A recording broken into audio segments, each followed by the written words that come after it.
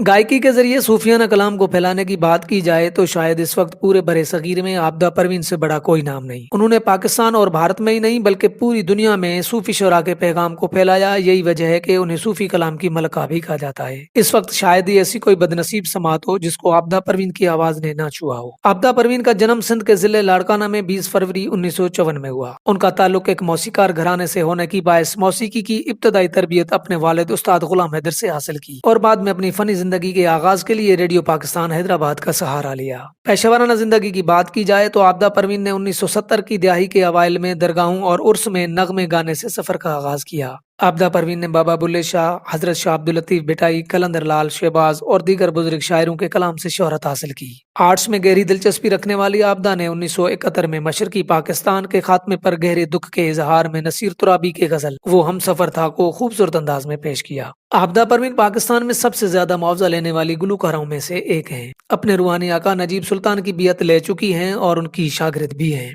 लाखों दिलों पर राज करने वाली आबिदा परवीन को 28 नवंबर 2010 में लाहौर में एक परफॉर्मेंस के दौरान दिल का दौरा पड़ा था। एंजियोग्राफी और एंजियोप्लास्टी के बाद उनकी सेहत बहाल हो गई। सूफी मौसीकी, गजल और शोरा के फैलाव समेत फन को बचाने की पेश नजर काबिल तारीफ खिदमात के एतराफ में उन्हें कई अवार्ड से नवाजा गया। 2012 में आबिदा परवीन की फनकाराना खिदमात के एतराफ में दूसरा सबसे बड़ा सिविलियन एजाज हिलाल इम्तियाज दिया गया। इसी वर्ष उन्हें भारत की बेगम अख्तर अकेडमी ऑफ गजल्स की तरफ से लाइफ टाइम अचीवमेंट अवार्ड भी मिला। आबिदा परवीन को इससे पहले हुकूमत पाकिस्तान की जानिब से प्राइड ऑफ परफॉर्मेंस भी दिया जा चुका है।